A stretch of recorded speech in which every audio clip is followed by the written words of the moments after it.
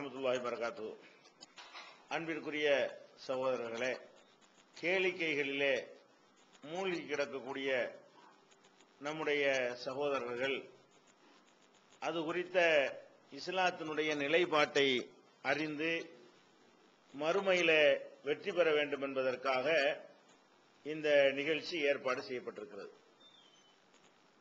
அல்லாஹ் ரப்புல் ஆலமீன் மனித சமுதாயத்தை இரண்டு உந்து சக்திகளை கொடுத்து படைத்திருக்கிறான். ஒன்று ஆசை, இன்னொன்று அறிவு. இந்த இரண்டும் தான் மனிதனை இயக்கி கொண்டிருக்கிறது.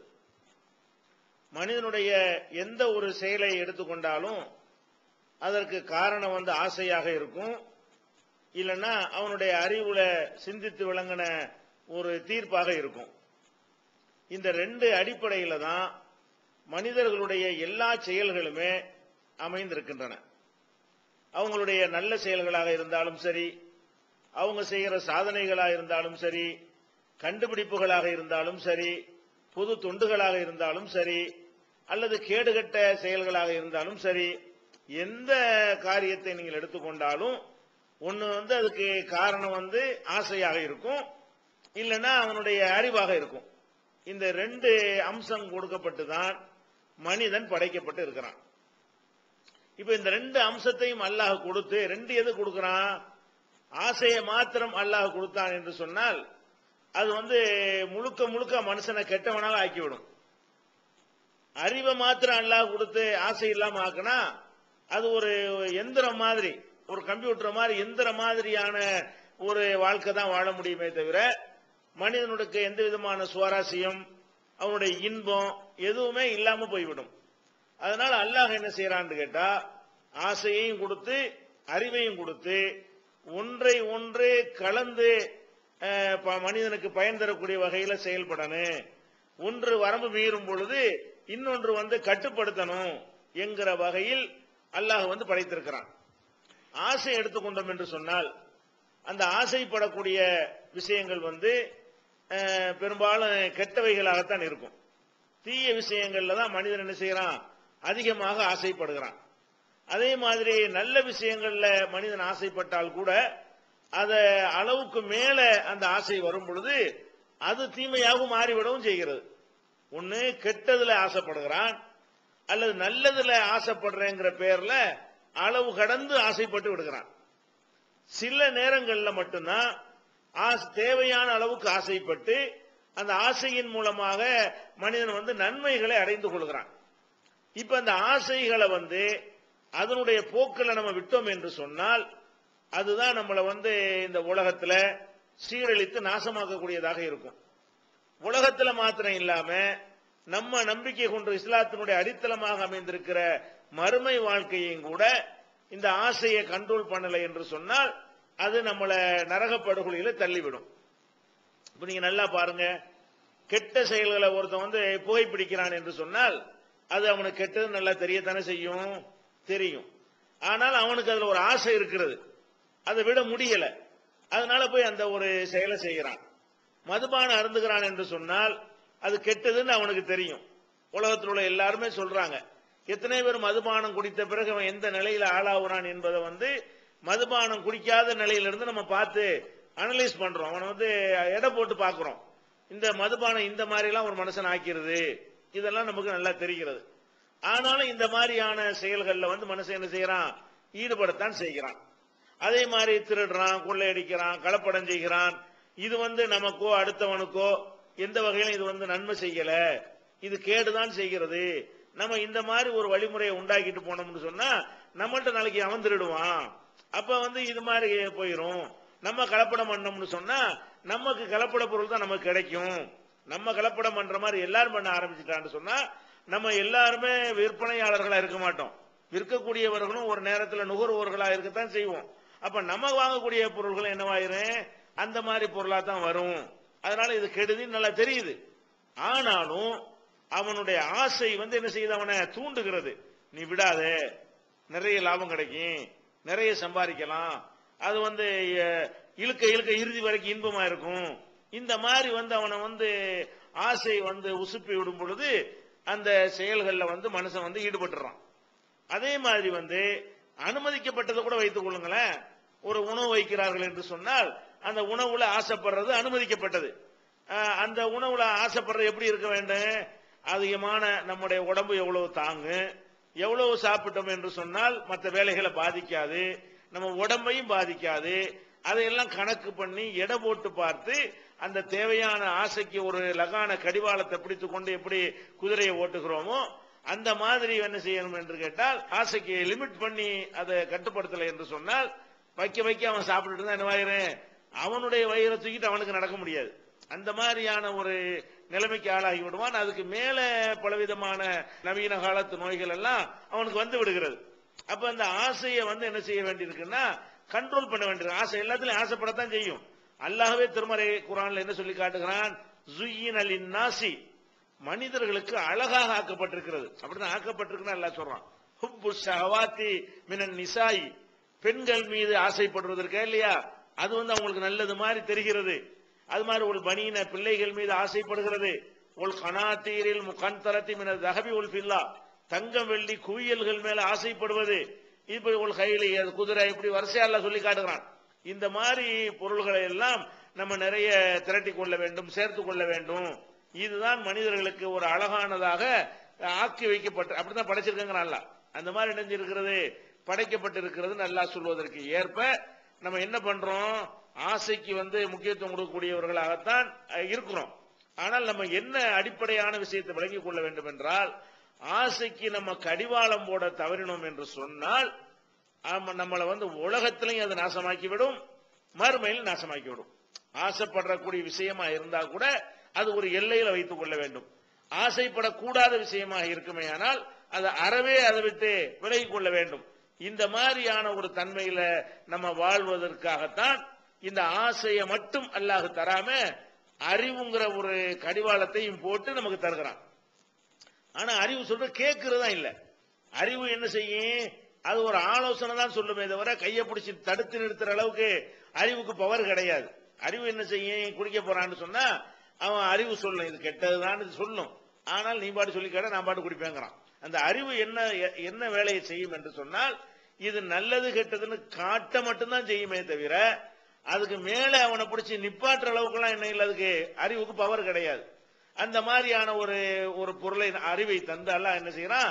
நீனே சிந்திச்சு பார்த்து எதுல ஆசைப்படலாம், எவ்வளவு ஆசைப்படலாம், எதுல ஆசைப்படக்கூடாது, இதை வந்து நீ விளங்கிக் கொள் என்று அல்லாஹ் ஒரு கண்ட்ரோல்ல நமக்கு என்ன இருக்கிறான்? அறிவுங்கிறத ஒண்ணு தந்திருக்கிறான்.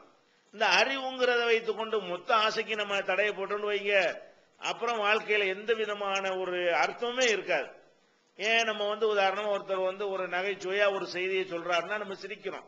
சிரிக்கிறது கூட அறிவுபூர்வம் பார்த்தால் ஒண்ணுமே எதுக்கு சிரிக்கணும்? அறிவுபூர்வமா சிந்திச்சு பாத்தீங்கன்னு சொன்னா அதுல ஒரு மேட்டருமே இல்லை. அப்ப வந்து அந்த அறிவுக்கு எந்த விதமான ஒரு இதுவும் இல்லாம இருந்தும் கூட நம்ம என்ன செய்யறோம்? ஆசைப்படுறோம். ஒரு குழந்தைய வேணும்னு ஒரு பெண் ஆசைப்படுறாள்னு சொன்னா எல்லாம் நல்லா தெரியுது, அவளுக்கு சிரமம் தான் கஷ்டம் தான் தெரிகிறது. ஆனாலும் என்ன செய்கிறது? அறிவுப்படி சிந்திச்சு பார்த்தா வேணாங்கிற மாதிரி தான் தெரியுது. ஆனால் அவ என்ன செய்யறாங்க?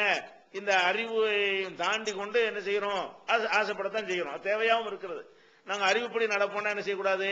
ஒரு பொம்பளையும் பிள்ளை பெற மாட்டோம். எதுப்படி கஷ்டப்படணும், தேவையில்லாம சிரமப்படணும்னு நினைச்சாங்கன்னா உலகம் அழிஞ்சு போயிடும். அப்ப இந்த அறிவுங்கிறதுக்கு முழுசா இடம் கொடுத்தாலும் அது நாசமாகி போய்விடும்.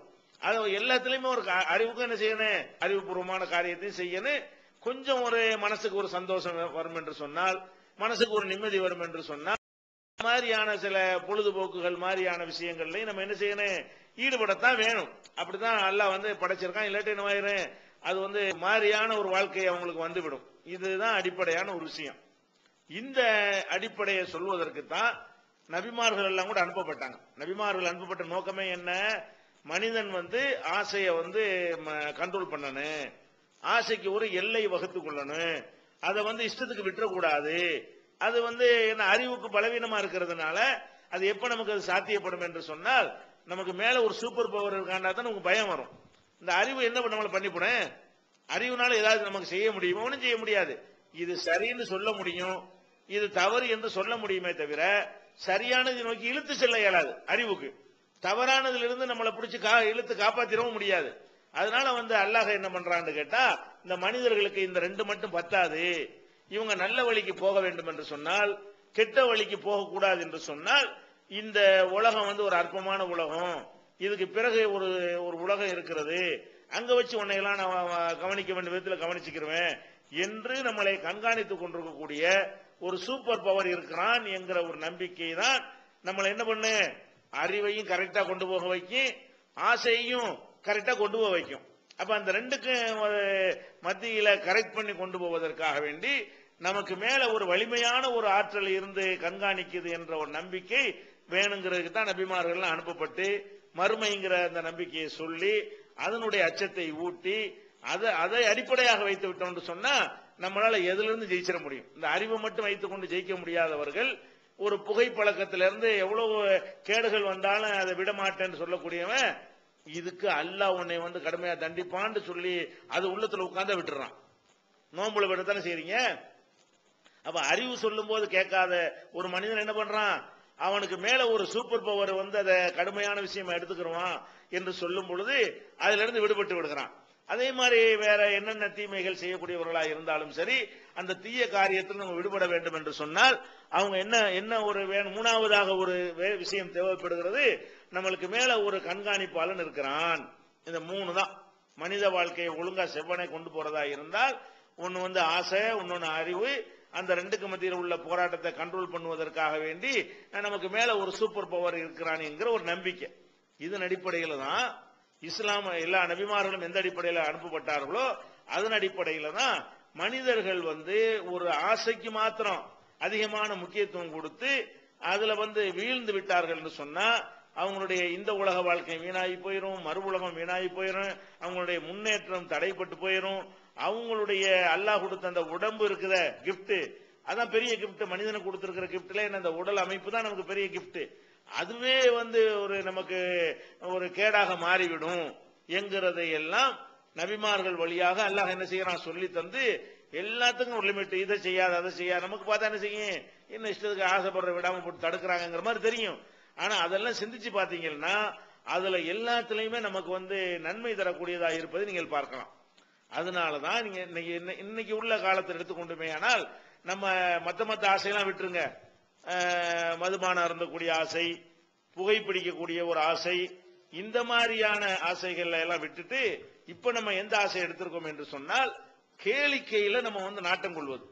கேளிக்கைன்னா என்ன, ஆடல் பாடல் கூத்து கும்மாளம் டான்ஸ் பாட்டு கச்சேரி, அடுத்த பாடலை பார்த்து ரசிக்கிறது, அது மாதிரி சினிமாக்கள் டிராமாக்கள் நாடகங்கள், ஆபாசமான படங்கள் காட்சிகள், இது மாதிரியான விஷயங்களை தான் என்ன செய்யறோம் கேளிக்கைன்னு சொல்லுகிறோம். இந்த கேளிக்கைகள்ல மனிதனை ஈடுபடுவதற்கு கூட என்ன காரணமா இருக்குன்னு பாருங்க, சிந்திச்சு பார்த்தா என்ன இருக்கு, ஒண்ணுமே கிடையாது. அல்லாஹ் கொடுத்த எல்லா விதமான பாக்கியங்களையும் நாசமாக்குவதுதான் அதிகமான கேளிக்கைகள். சில கேளிக்கைகள் இருக்கிறது, அந்த கேளிக்கைகள் பயன் தரக்கூடியதா இருக்கும். அந்த ஒரு ஓட்டப்பந்தயம் நடத்துறோம், அது ஒரு கேளிக்கை தான், அது நமக்கு பயன் தரக்கூடியதாக இருக்கும். ஒரு கபடி விளையாடுறோம், ஒரு ஃபுட்பால் விளையாடுகிறோம், அல்லது சிலம்பு சண்டை விளையாடுகிறோம், வால் சண்டை விளையாடுகிறோம், அது வீரத்துக்கு வீரமா இருந்தாலும் ஒரு கேளிக்கை, ஒரு டைம் பாஸ், ஒரு பொழுதுபோக்காக என்ன செய்கிறது இருக்கிறது. அந்த மாதிரி உள்ள விஷயங்கள் குறைவாக இருந்தாலும் அதிகமாக நம்ம மக்களை எது ஈர்த்து கொண்டிருக்கிறது தெரியுமா, அதிகமான மக்களை, அது ஜாதி எல்லாத்தையும் கடந்து, மொழி எல்லாத்தையும், நாடு எல்லாத்தையும் கடந்து அனைவருக்கும் ஒரு பெரிய ஈர்க்கக்கூடிய ஒரு பிரச்சனையாக இருப்பது என்ன என்று சொன்னால் இந்த சினிமா, அதாவது காட்சிகள்ல வரக்கூடிய கவர்ச்சி இருக்கு பாருங்களேன். அது சினிமாவா இருக்கலாம், நாடகமா இருக்கலாம், அல்லது ரொம்ப ஓவரான ஒரு வல்கராக இருக்கக்கூடிய சினிமாக்களாக இருக்கலாம். இந்த மாதிரியான ஒரு காட்சிகள்ல தான் என்ன செய்யறோம் நம்ம அது நமக்கு ஒரு சந்தோஷமா இருக்குதே என்று நம்ம மூழ்கி கிடக்கிறோம். நம்ம சிந்திச்சு பார்க்க வேண்டும். அல்லாஹ் நம்ம கொடுத்திருக்கிற அறிவு எவ்வளவு பெரிய பொக்கிஷம். இந்த அறிவை வைத்துக் கொண்டு அறிவுக்கு சம்பந்தமில்லாத அந்த விஷயங்களை எல்லாம் பார்த்து என்ன செய்யறோம், அது உண்மைதான் என்று நினைக்கிற அளவுக்கு நம்மளை ஆக்கி விடுகிறார்கள். நாடகம் டிராமாவில் எந்த அளவுக்கு என்று சொன்னால் தங்கள் பக்கத்து வீட்டில் எப்படிப்பட்ட ஒரு பாதிப்பை ஏற்படுத்துகிறது சொன்னா, தங்களுடைய பக்கத்து வீட்டில் ஒருத்தன் வறுமையா இருப்பான், சாப்பாட்டுக்கு கஷ்டப்பட்டுக்கிட்டு இருப்பான். அல்லது பெரிய நாளைக்கு நாளை கழிச்சு செத்து போற அளவுல நோயாளியா இருப்பான், தெரிஞ்சவனா இருப்பான். அது நம்மளுக்கு எந்த விதமான பாதிப்பையும் மக்களுக்கு ஏற்படுத்துவது கிடையாது. ஆனால் ஒரு சின்ன திரையிலேயோ பெரிய திரையிலேயோ ஒருத்தனுக்கு என்னமாவது ஒரு நோய்வாய்ப்பட்டதை காட்டினான்னு சொன்னா, கதாநாயகனா இருக்கிறவனுக்கு என்னமாவது காட்டினா அதை பார்த்துக்கிட்டு அழுகுற காட்சியெல்லாம் நம்ம பார்த்திருக்கிறோம். அந்த திரைக்கு முன்னாடி அமர்ந்து கொண்டு உட்கார்ந்து என்ன செய்யறான், அது பொய்ய நடிக்கிறான், எல்லாமே உண்மை கிடையாதுன்னு தெரிஞ்சியும் கூட அதை பார்த்து என்ன செய்கிறான், அதை நெசம் என்ற அளவுக்கு அவனை பாதிக்க செய்து ஆண்களும் பெண்களும் உட்கார்ந்து ஒப்பாரி வைத்து அழக்கூடிய காட்சியை பார்க்கிறோம். மாமியார் மருமகள் கொடுமையை அவங்களே மாமியாரா இருந்து கொடுமை செய்து கொண்டு, அவங்களே மருமகளா இருந்து மாமியாரை டார்ச்சர் பண்ணி கொண்டெல்லாம் இருப்பார்கள். ஆனால் அந்த திரையில மாமியார் கொடுமைப்படுத்துறத பார்க்கும் பொழுது இந்த மாமியார் என்ன பண்ணு இப்படி எல்லாம் குடும்பக்காரியா இருக்கலன்னு என்ன செய்வாங்க, நியாயம் பேசுவாங்க. அப்ப இதெல்லாம் நம்ம எதுக்கு நம்ம பார்க்கிறோம் என்று சொன்னால், இந்த மாதிரியான காட்சி ஊடகங்கள் மூலமாக நம்மள என்ன பண்ணுகிறார்கள் என்று சொன்னா, நமக்கு கூர்மையாக இருக்க வேண்டிய அறிவை மழுங்க செய்கிறார்கள். அதுல முதலாவது சினிமாங்கிறது எடுத்துக்கிறோங்க. இந்த சினிமா என்பதுல நம்ம அதிகமா என்ன செய்யறோம், மூழ்கி கிடக்கிறோம். இந்த சினிமா என்பது நீங்க எடுத்து பாத்தீங்க என்று சொன்னா, அதுல நீங்க பாக்குறது இருக்க, அதுக்கு அந்த யதார்த்தத்துக்கு ஏதாவது சம்பந்தம் இருக்குதா? அது கிடையாது. நீங்க பாக்குறது கூட அப்படியே நடந்தது கிடையாது, அப்படியே நடிச்சது கிடையாது. அது எல்லாமே என்னது, கட்டி வெட்டி ஒட்டி சேர்த்து அந்த மாதிரி செய்யக்கூடிய ஒரு வேலை தான் இது சினிமா என்பது. அப்ப சினிமா என்பதுல அனைத்துமே பொய்ன்னு நமக்கு அறிவுக்கு தெரிஞ்சா கூட இந்த ஆசை என்ன பண்ணுது, அதை உட்கார்ந்து நம்ம ரசிக்க வைக்கிறது. ஒரு சண்டை காட்சியை காட்டுகிறான் என்று சொன்னால், அது என்ன சண்டை காட்சி காட்டுறான், நெசமா சண்டை போடுவானா? அந்த கதாநாயகனா வரக்கூடியவன் அப்படி 10 பேர் அடிக்கிற அளவுக்கு வலிமை பெற்றவனா? கிடையாது. ஒருத்தனுக்கு ஒருத்தன் அடிக்க முடியுமா? முடியாது. இருக்கிற மனித குலத்திலே ரொம்ப பலவீனமான உடலை கொண்டவர்கள் சினிமாக்காரங்க தான். ஏன்? எல்லா விதமான கெட்ட பழக்கம் இருக்கிறதுனால ஒரு மிதிச்சா தாங்க மாட்டாங்க. இருக்கிற எந்த சமூகத்தை விட ஒரு உழைப்பாளிக்கு இருக்கக்கூடிய அளவு கூட அவங்கள்ட்ட வலிமை எல்லாம் இருக்காது. ஆனா என்ன பண்றாங்க சினிமாவுல, அவன் கையை வீசுறான், அப்படின்னா 10 பேர் விழுகுறான், அப்படின்னா 10 பேர் விழுகுறான். நம்ம என்ன ஆகிறோம், சீட்டுக்கு முன்னாடி உட்காந்து பாக்குறான் ஒருத்தன். அட எப்படி இது பொய்யில இது நம்மளுக்கு இருக்கனாவில் ஆக்குறான். இப்படின்னா இப்படி 10 பேர் விழுவ முடியும், அப்படின்னா இப்படி 10 பேர் விழுவ முடியும். மனிதனுடைய உடம்பு தோல்ல செய்யப்பட்டிருக்கிறது. அதுல போய் குத்துவான், தும்முடு சத்தம் கேட்குமா? தோல்ல தான் குத்துவான். அதுக்கு என்ன செய்வாங்க, சத்தம் ஒண்ணு பயங்கரமா மியூசிக் கொடுப்பானுவோம், பயங்கரமான சத்தம். நம்மளாம் ஒருத்தன் அடிச்சுக்கிட்டு அது மாதிரி சத்தம்லாம் வராது. ஆனா அவன் என்ன செய்வான், அது மாதிரியா காட்டுவான். அப்ப அது எல்லாமே பொய். அவன் பேசுறது பொய், அது வேற ஒருத்தன் எழுதுனதா இருக்கும், அது குரல் கொடுக்கணும் வேற ஒருத்தனா இருக்கு. சினிமாவில் இவங்களுடைய வேலை என்ன, அது பாட்டா இருக்கட்டும், வசனமா இருக்கட்டும், இவங்களுடைய முன்னாடி காட்சி தரவுடைய வேலை என்னன்னு கேட்டா, வாய அசைக்கிறது மட்டும்தான் இவனுடைய வேலை. இப்படிங்கிற வேற ஒண்ணுமே அவனுடைய எழுத்து அவனுடையது இல்ல, அந்த சவுண்டு கூட அவனுடையது இல்ல, எல்லாம் டப்பிங் தான். நீங்க பாத்தீங்கன்னா இப்ப சன் டிவில பார்க்கக்கூடிய அதே காட்சி அப்படியே ஜெமினி டிவிலையும் வரும், இதே ஆளுக்கு தான் இருப்பாங்க. அப்ப என்ன டப்பு தானே பண்றாங்க அர்த்தம். 16 சேனல்ல அதான் காட்டுறான், ஒரே நாடகத்தை காட்டுறான். அதே ஆளுக்கு தான் இருக்கும், அதே மூஞ்சிதான் இருக்கும், அதே வாய் தான் இருக்கும், அதே அசைவுதான் இருக்கு. அந்த வசனங்கள் தான் என்ன செய்கிறது, மாறுகிறது. அப்ப நம்ம என்ன விளங்குறோம், அந்த பேச்சு கூட அந்த வாயை எவன் பேசுற மாதிரி காட்டுறானோ அவன் பேசவில்லை, அந்த பேச்சு எவன் பேசுகிறானோ அவன் அந்த வார்த்தையை உருவாக்கவில்லை. எல்லாமே பொய், வேற வேற எல்லாமே. அப்ப நல்லா தெரியுது இது பொய், பிராடுக்க பண்றாங்க நல்லா தெரிகிறது. அது போக என்னன்னு கேட்டா, இந்த சண்டை காட்சிகள் இதெல்லாம் நடக்கக்கூடிய நேரத்தில் டூப் தான் செய்வானது, இவன் செய்ய மாட்டான். ஒரு சைக்கிள் ஓட்டுற மாதிரி காட்சி வந்தா கூட, சைக்கிள் ஓட்டிக்கிட்டு இருக்க தூரத்து லாங் ஷாட்ல காட்டும் போது ஒருத்தன் சைக்கிள் ஓட்டுவான், அது இவன் கிடையாது. இவன் போட்டிருக்கிற மாதிரியான சட்டையை அவனுக்கு மாட்டி விட்டு என்ன செய்வாங்க, அவனை சைக்கிள் ஓட்ட விடுவாங்க. இவன் சைக்கிள்லாம் ஓட்ட மாட்டான். இவனை காட்டும் தலையை மட்டும் காட்டுவாங்க, இப்படி கையை இப்படி பண்ணுவான், நின்றுக்கிட்டு இப்படி பிடிமா. நமக்கு சைக்கிள் ஓட்டுறான் நம்ம நினைச்சுக்கிட்டு இருப்போம், அவன் சைக்கிள் தான் ஓட்டுறான்னு காட்டுறதுக்காக என்ன செய்வான், வேற ஒருத்தன் ஓட்டிட்டு போற மாதிரி அந்த தூரத்து காட்சி என்ன செய்வான், காட்டுவாங்க. அப்ப இவன் சைக்கிள் ஓட்டுற மாதிரி இருந்தா இவன் ஓட்டல, மாட்டு வண்டி ஓட்டுற மாதிரி இருந்தா இவன் ஓட்டல, கார் ஓட்டுற மாதிரி இருந்தா வெறுமனே ஸ்டேரிங் வச்சு இப்படி சுத்துவாங்க தவிர காரை ஓட்டுறது கிடையாது, கேமராவை தான் எடுத்துக்கிட்டு போவாங்க. அப்ப கார் ஓடுற காரை ஒரு தனியா ஒன்று எடுத்து வச்சுக்கிடுவாங்க, அது வேற எவனும் ஓடிக்கிட்டு இருப்பான். அப்ப அந்த மாதிரி கலர் அது அந்த மேட்சுகளை வைத்துக் கொண்டு செய்யறதை தவிர, அதுல ஓடுற கார் ஓட்டுறானு அது பொய், அவன் கார் ஓட்டல, வண்டி ஓட்டுறான் அது பொய், மாடியில இருந்து குதிக்கிறானு அதெல்லாம் பொய், மாடியில இருந்து இப்படிங்கிற மாதிரி ஒரு படத்தை எடுத்து வச்சுக்கிடுவாங்க. கீழே ஒருத்தனை படக்க போட்டு ஒரு படத்தை எடுத்துக்கிடுவாங்க, அது ரெண்டையும் ஜாயிண்ட் பண்ண பொம்மை மேல தள்ளி விட்டு மூணையும் கோர்த்து அவன் தான் உளுந்தாங்கிற மாதிரி காட்டி போடுவாங்க. 40 மாடில இருந்து உழுவுற மாதிரி காட்டுறது என்ன, அங்க உளுந்துகிட்டு வர்றது வேற ஒரு பொம்மை, அது மேல இருந்து என்ன செய்வான், அப்படி குதிக்கிற மாதிரி ஒரு ஒரு ஆக்ஷன் ஒண்ணு பண்ணுவான், அவ்வளவுதான். கீழே வந்து படுத்து கிடக்கிற மாதிரி ஒரு ஆக்ஷன். இது நடந்து ஒரு மாசம் கழிச்சு அதை இருப்பாங்க, சட்டை அதே சட்டையை போட்டுக்குவாங்க. அப்ப இதெல்லாம் என்னது, எல்லாமே பொய், 100% பொய்ன்னு தெரியும் போது நம்ம எப்படி அதை போய் ரசிக்கிறோம், அதை போய் நெசம்னு நம்புறோம். அது எவ்வளவு பெரிய தாக்கத்தை இன்னைக்கு மக்கள் மத்தியில் ஏற்படுத்தி இருக்கிறது. அதுல இந்த மாதிரி நடிச்சு ஏமாத்திட்டான்னு சொன்னா அவன் வந்து ஒரு நாட்டை ஆள முடியுத. நம்ம நாட்டு மக்களுடைய நிலைமை எப்படி இருக்குன்னு கேட்டா, எம்ஜிஆர் நல்லவங்கிறான், சிவாஜியை நல்லவங்கிறான், அதே மாதிரி வந்து விஜயகாந்த் நல்லவங்கிறான். மக்கள் அப்படி நினைக்கிறாங்க. என்.டி. ராமராவ் அப்படி நினைச்சாங்க. இவர்கள் எவனாச்சும் நல்லவனா? எவனும் நல்லவன் கிடையாது. வெளி உலக சினிமாவுக்கு வெளியே இருக்கிற மக்களோட ஒப்பிட்டு பார்த்தோம்னா சினிமாவில் உள்ளவன் தான் மகா மகா அயோக்கியன்னு கெட்டவனுமா இருக்கிறான். அந்த மாதிரி ஒழுக்கமா இருந்தாலும் சரி, அரசாங்கத்தை ஏமாத்தி கருப்பு பணம் சம்பாதிக்கிறதா இருந்தாலும் சரி, அனைத்திலையும் கேடுகட்டவர்களா இருக்கக்கூடியவர்கள் என்ன பண்ணுவான், ஊருக்கு உபதேசம் பண்றேன்னு தீவிரவாதத்தை பத்தி பேசுவான், அதை பத்தி விலைவாசியை பத்தி பேசுவான். எல்லாமே வந்து என்ன செய்யறது, பொய்ங்கிறது நமக்கு விளங்குறது. அப்ப நம்ம என்ன பார்க்கணும், இதுல போய் நம்ம மூழ்கி இந்த சினிமாவை போய் உட்காந்து பார்த்துட்டு இருக்கிறோமே, ஒரு நாடகம் சீரியலை போய் பார்த்துட்டு இருக்கிறோமே, இதுல என்ன என்ன மெசேஜ், இதெல்லாம் என்ன நமக்கு நன்மை கிடைக்க போறது?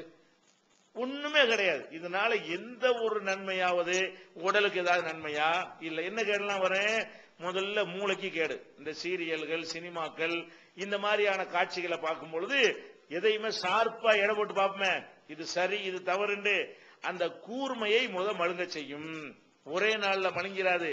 இப்படியே பார்த்து பார்த்து பார்த்துக்கிட்டு வந்தான்னு சொன்னா பொய்களை எல்லாம் நெசம்னு நம்ப ஆரம்பிச்சிருவான். அதனாலதான் மார்க்கத்துல வந்து அல்லாஹ்வுடைய ரசூலுக்கு அல்லாஹ் கவிதையை கத்துக் கொடுக்கலன்னு சொல்றான். அல்லம்னா ஹுஷார ஒமா எம்பகையிலகு, இவருக்கு நம்ம கவிதையை கற்றுத்தரவில்லை, அது அவருக்கு தேவையும் இல்லை அப்படிங்கிறான்.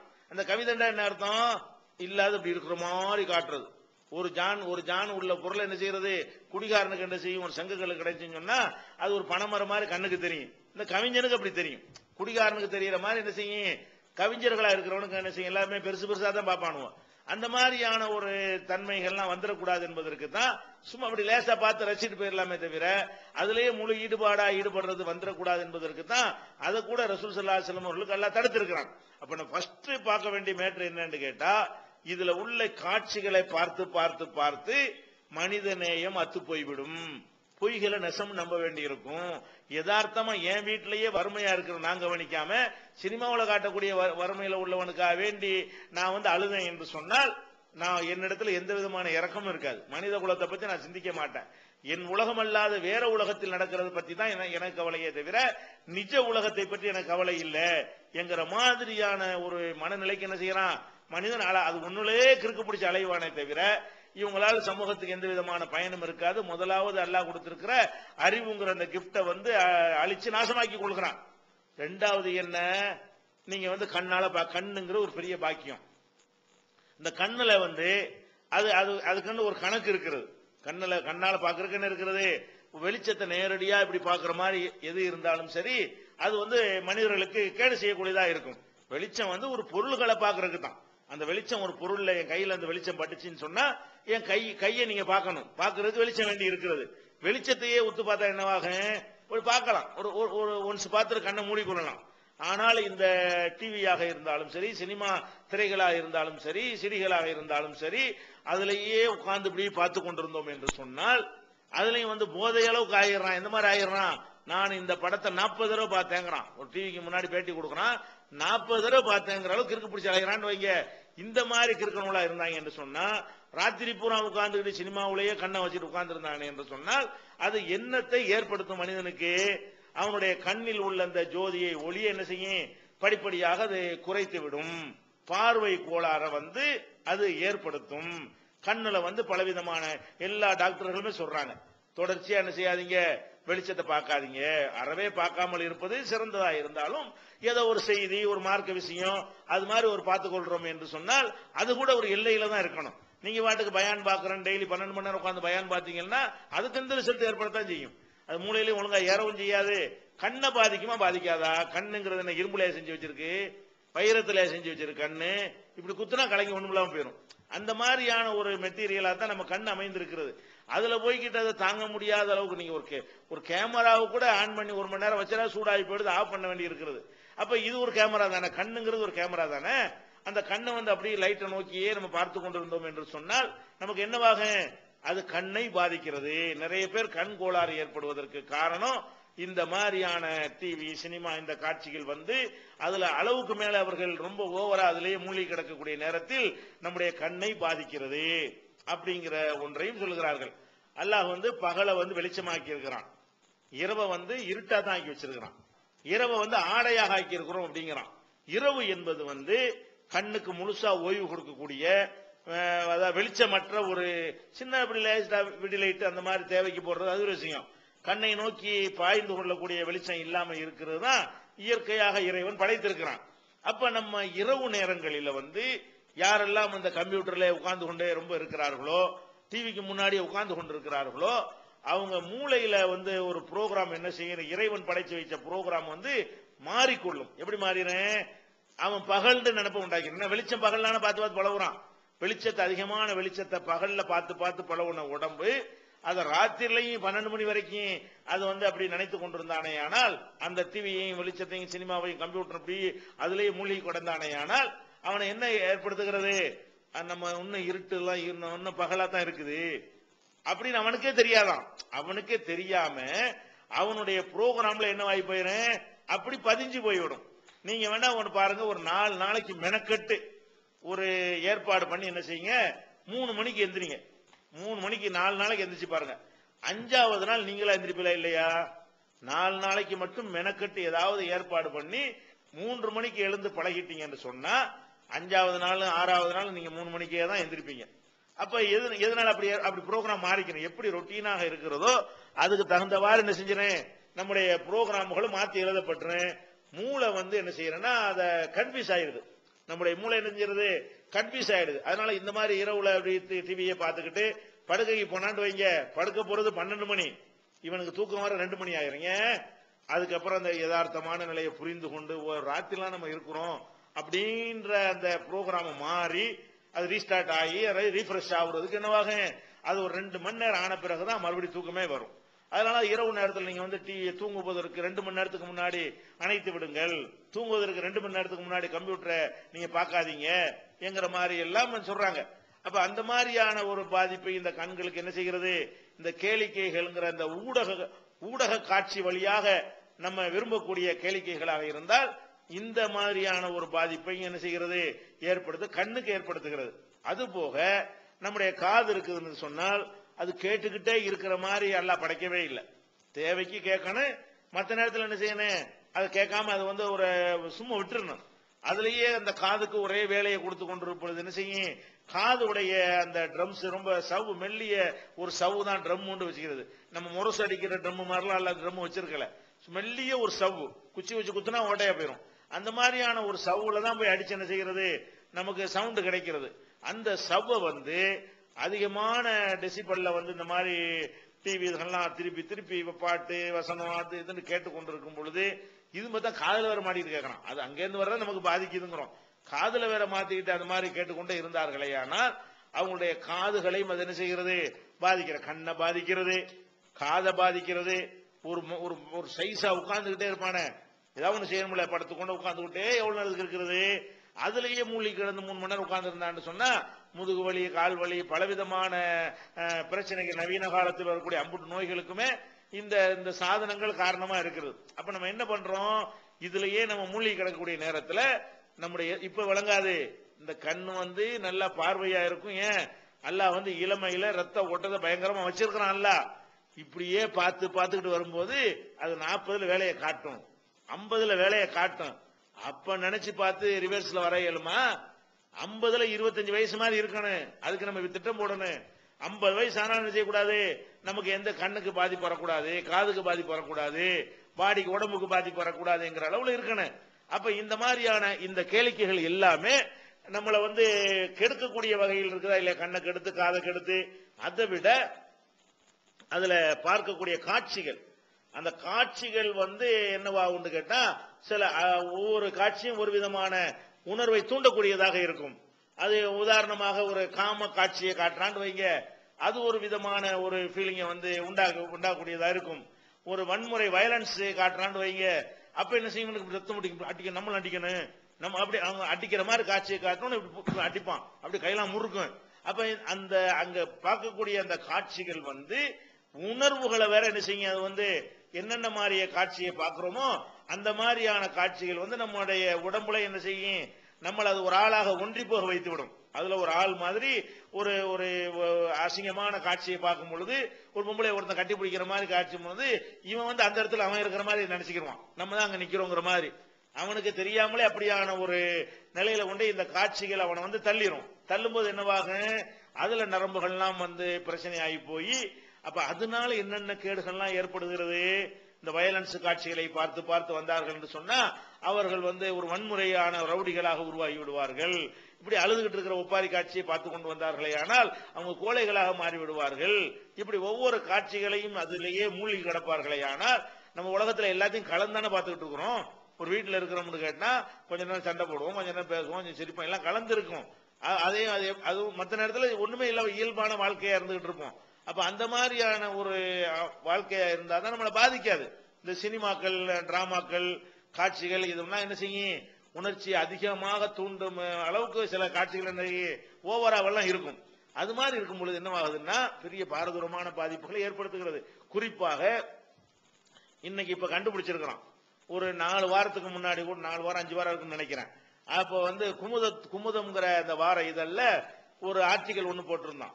என்ன ஆர்டிகல் போட்டிருக்கிறான், ஆண்மையை பாதிக்கக்கூடிய ஒரு விஷயம் போடும் பொழுது பெண்கள் வந்து கவர்ச்சிகரமான ஆடைகளோடு வெளியே அவர்கள் வரும் பொழுது ஆண்மையை பாதிக்குதுங்கிறான். நம்ம சம்பந்தம் இல்லாத மாதிரி தெரியுது, ஆனா சம்பந்தம் இருக்குது. இல்ல அவன் சொன்ன காரணத்தோட தான் சொல்றான். அந்த அந்த பத்திரிகைகள் எல்லாரும் படிக்கிறதுனால உடைச்சி சொல்ல இயலாது.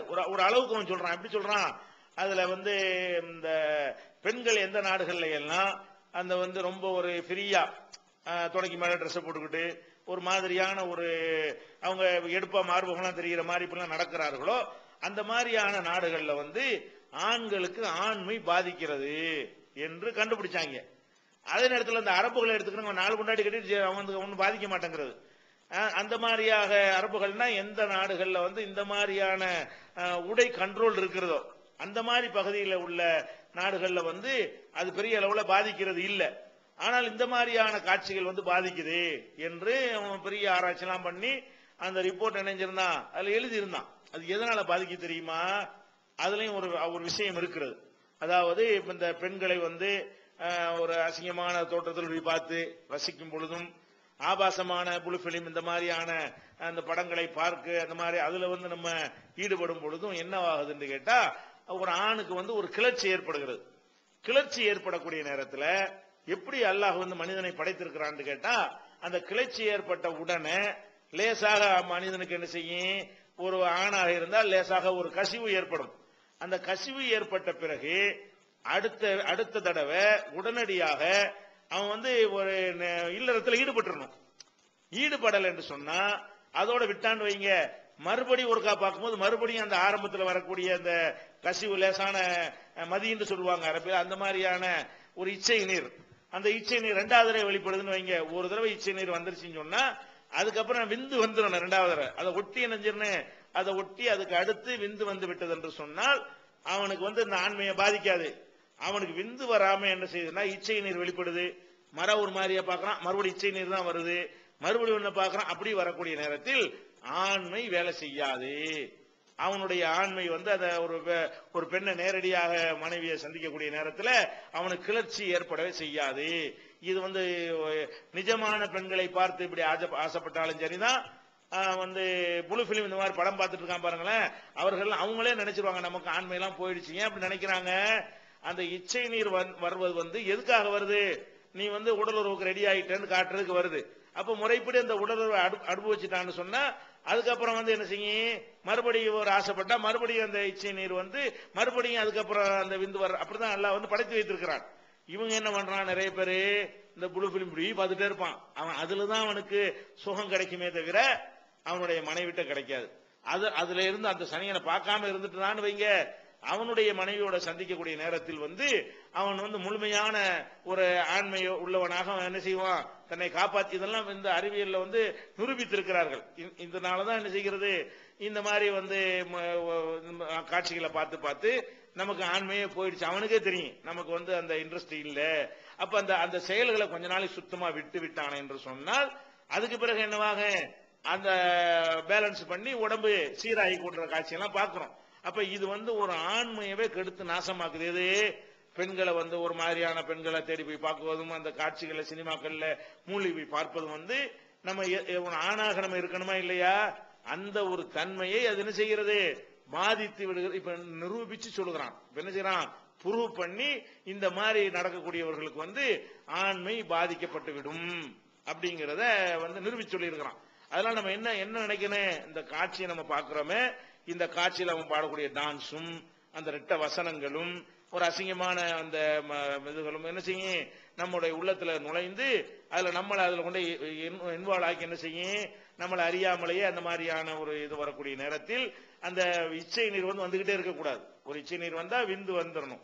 அந்த மாதிரி ஒரு ஒன்னு தொடர்ந்து வந்தா தான் அது மனிதனுக்கு இயற்கையா உற்பத்தி ஆகிவிடும். இதை நபிகள் நாயகம் ஸல்லல்லாஹு அலைஹி வஸல்லம் அவங்க என்ன சொல்றாங்க, அவங்க வந்து வெளியே வர்றாங்க. இது வந்து நம்ம வந்து சொன்னாலும் நம்புறதுக்கு ஆச்சரியமா இருக்கும். அல்லாஹ்வுடைய ரசூலுல்லாஹ் இப்படின்ற அளவுக்கு தான் நமக்கு இருக்கும். ஆனா அப்படிலாம் நினைக்க முடியாது. இஸ்லாத்தின் அடிப்படை என்ன, மனுஷன் தானே, மனித தன்மை எடுக்கப்பட்டுலாம் யாரும் எந்த நபி அனுப்பப்படவே கிடையாது. இப்ப நபிகள் நாயகம் ஸல்லல்லாஹு அலைஹி வஸல்லம் வெளியே வரும் பொழுது ஒரு பெண் வந்து ரொம்ப ஒரு கவர்ச்சியான ஒரு ரொம்ப பர்சனாலிட்டி அழகான ஒரு பெண் ஒருத்தர் செய்யறாங்க, கடந்து போறதை பார்த்துடுறாங்க. பார்த்துட்டு என்ன பண்றாங்க, உடனே வீட்டுக்குள்ள வந்துடுறாங்க. பார்த்த உடனே அது வந்து அவங்களுக்கே ஒரு கிளர்ச்சி ஏற்படுத்துகிறது. உடனே என்ன செய்யறாங்க, வீட்டுல வந்து அவங்க மனைவியோட சந்தோஷமா இருந்து விடுகிறார்கள். பிறகு மக்களுக்கு என்ன சொல்றாங்க தெரியுமா, நீங்கள் இது சஹீஹ் முஸ்லிம்ல வரக்கூடிய ஆதாரப்பூர்வமான ஹதீஸ் தான், நீங்கள் வந்து வெளியே நடமாடக்கூடிய நேரத்தில் இந்த மாதிரி ரொம்ப அழகான ஒரு பெண்ணை பார்த்து உங்களுக்கு ஒரு ஈர்ப்பு ஏற்பட்டு விட்டது என்று சொன்னால் உடனே உங்களுடைய மனைவியிடம் சென்று விடுங்கள் அப்படின்ற அளவுக்கு ரசூல் ஸல்லல்லாஹு அலைஹி வஸல்லம் அறிவுரையும் சொல்றாங்க. அதுவும் இதுவும் ரெண்டுமே, அந்த சம்பவமும் அந்த அறிவுரையுமே ஆதாரப்பூர்வமான ஹதீஸ் முஸ்லிம்ல இருக்கிறது.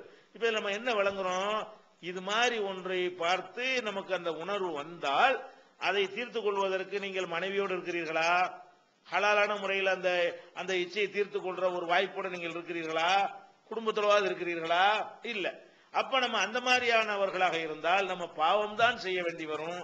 இல்லைன்னா நம்ம என்ன செய்ய வேண்டியிருக்கேன், நம்முடைய ஆண்மைகளை நம்மளே வந்து கொஞ்சம் கொஞ்சமாக இழக்க வேண்டிய நிலைமை ஏற்பட்டுரும். அப்படிங்கிற அந்த காட்சிகள் வந்து எந்த அளவுக்கு நம்முடைய நரம்புகளை முறுக்கேற செய்கிறதோ அதுக்கு தகுந்த அளவுக்கு பாதிப்புகளை ஏற்படுத்தும் என்று என்ன செஞ்சிருக்கிறாங்க, இப்ப வந்து ஆராய்ச்சி பண்ணி கண்டுபிடித்திருக்கிறார்கள்.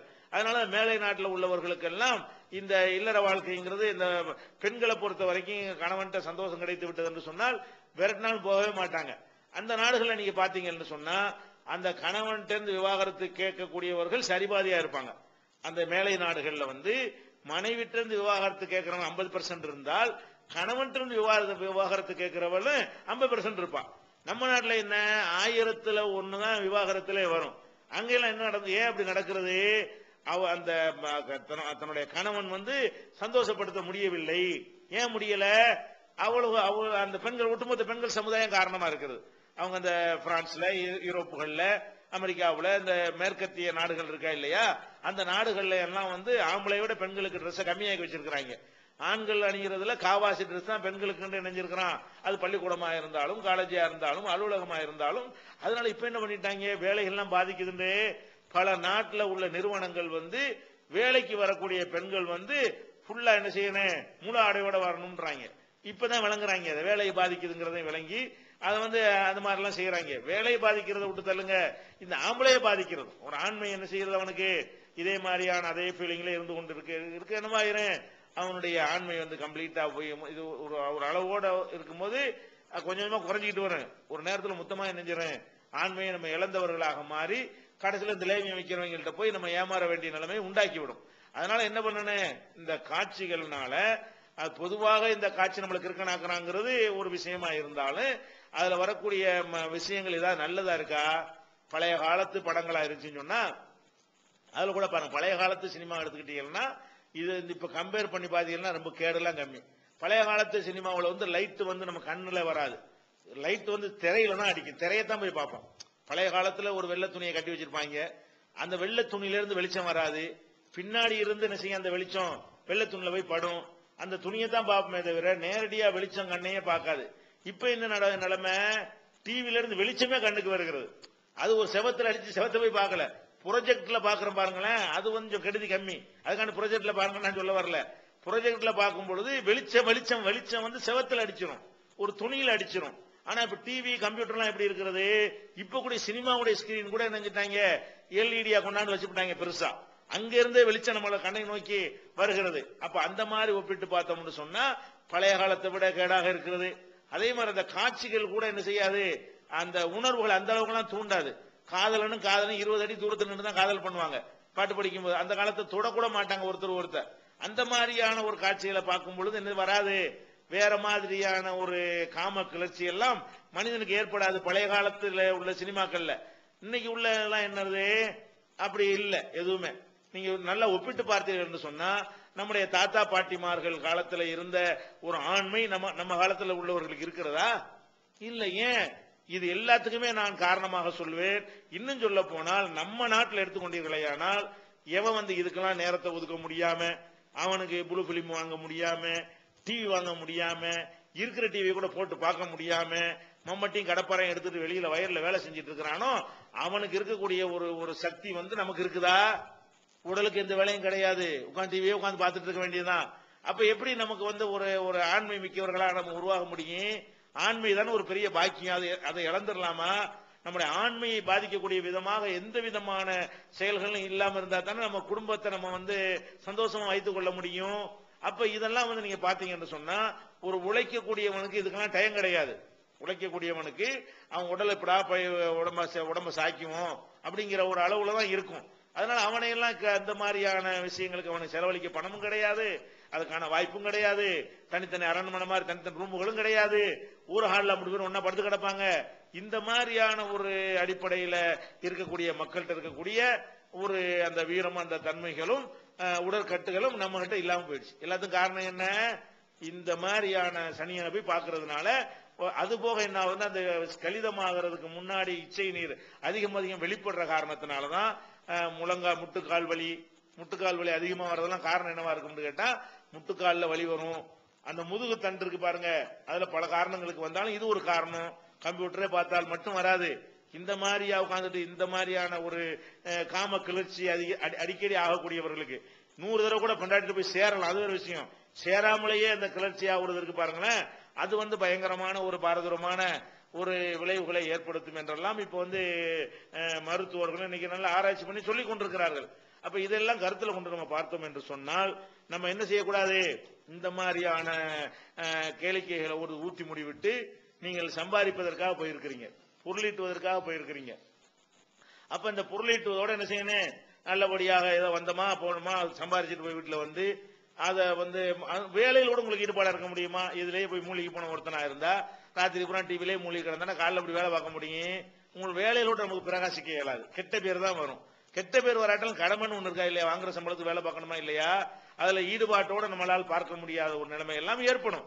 அப்ப நம்ம அதெல்லாம் விட்டுட்டு இந்த மாதிரி ஒரு எல்லாமே லிமிட் பண்ணி அல்லாஹ் தடுத்த எல்லாமே நல்லா தான் இருக்கும்.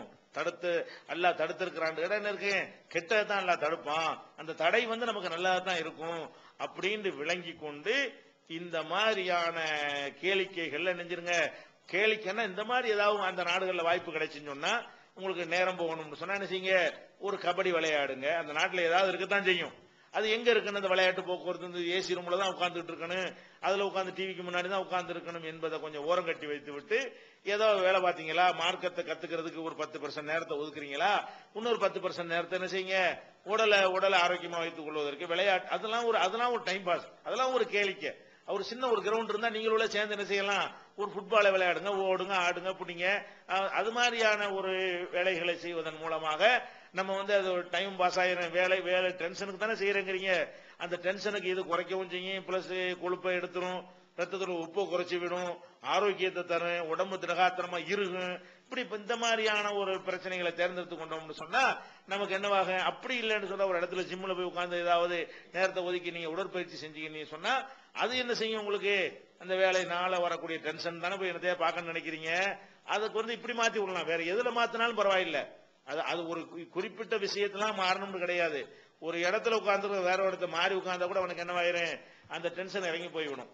அதனால வந்து இந்த டென்ஷன்ங்கிற காரணத்தை வைத்துக் கொண்டு இது மாதிரியான காரியங்கள்லாம் செய்து விடாமல் அல்லாஹ் கொடுத்த அந்த உடம்பை நம்ம பாதுகாத்துக் கொள்ளணும், கண்ணை பாதுகாத்துக் கொள்ளணும், பொருளாதாரத்தை பாதுகாத்துக் கொள்ளணும். அதை விட எல்லாத்தையும் பெரிய பொக்கிஷமா இருக்கக்கூடிய நம்முடைய ஆண்மையை பாதுகாத்துக் கொள்ள வேண்டும்.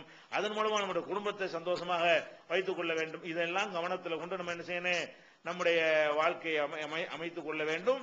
ஏன்னா இது மறுமையில ஒரு பெரிய பாதிப்பு, உலகத்தில் ஒரு மாதிரியா போயிடுது, மறுமையில வேற பயங்கரமான பாரதூரமான விளைவுகளை என்ன செய்யணும், ஏற்படுத்தி விடும். மறுமையில கண் இருந்து குருடர்கள்ங்கிறான்ல, லஹும் குலூபுன் லா யஃப்கஹூன பிஹா, அவங்களுக்கு உள்ளம் இருக்கும் ஆனால் அதை கொண்டு விளங்க மாட்டார்கள்.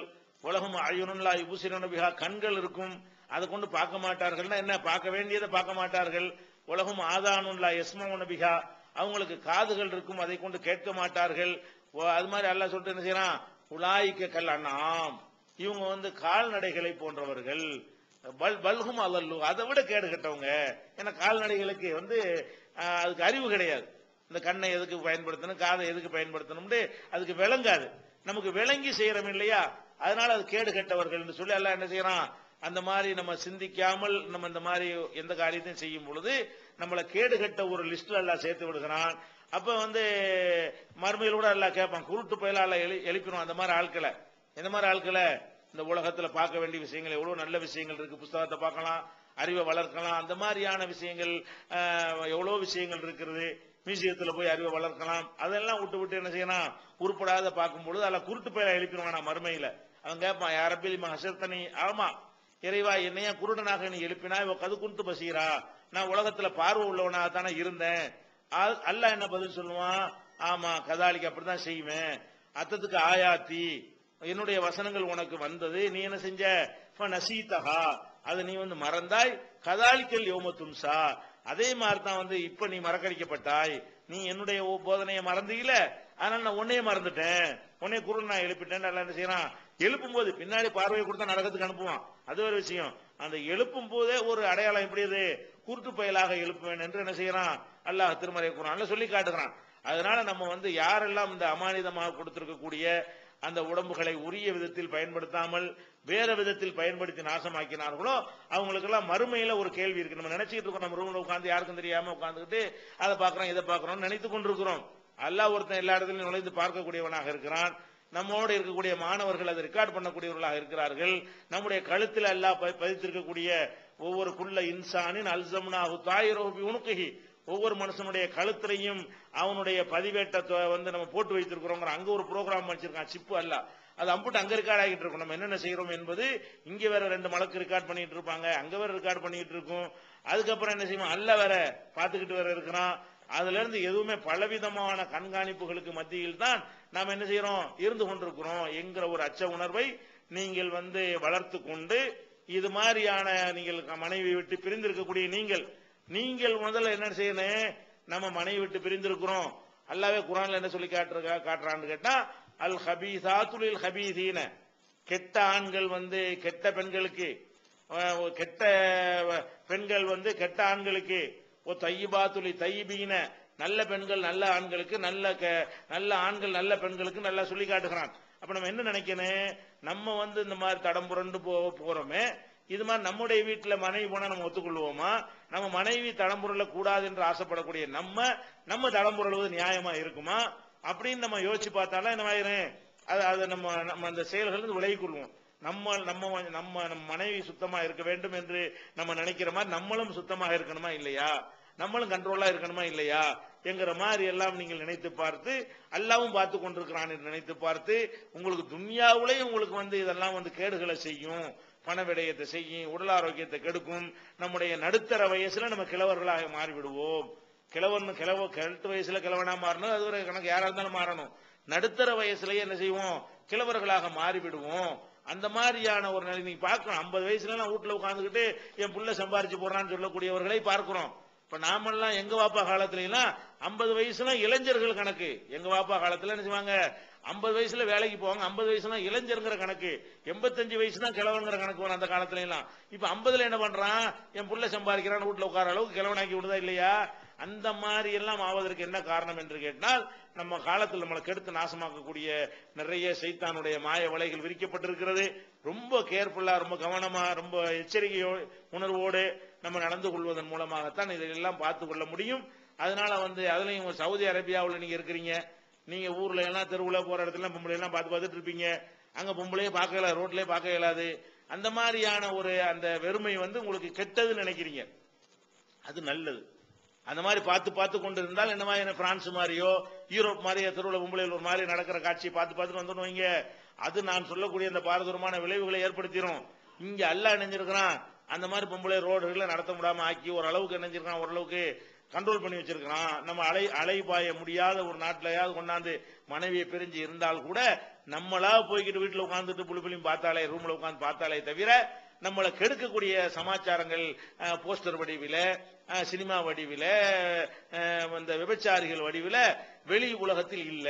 தேடி போய் கள்ளத்தனமா செய்தாலே தவிர வெளி உலகம் ரோடுகள் என்ன செய்கிறது, மனிதனை கெடுக்கக்கூடிய வகையில் இல்லைன்னு நீங்க என்ன செய்யணும், அதுக்கு நன்றி செலுத்தி இந்த மாதிரியான வாய்ப்புகளை இருந்தும் நம்ம கெட்டு போனா என்ன ஆகுறது, பிரான்ஸ்ல இருந்து கெட்டு போனா அதுக்கு ஒரு காரணத்தையா சொல்லி தொலையலாம்.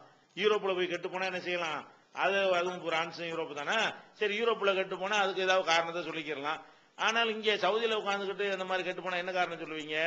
இதெல்லாம் கவனத்தில் கொண்டு என்ன செய்யணும், உங்களை நீங்கள் அம்புசக்கும் வகலிக்கும் நாரா, உங்களை உங்கள் குடும்பத்தாரையும் நரகத்திலிருந்து காப்பாற்றிக் கொள்ளுங்கள் என்று அல்லாஹ் சொல்றானே.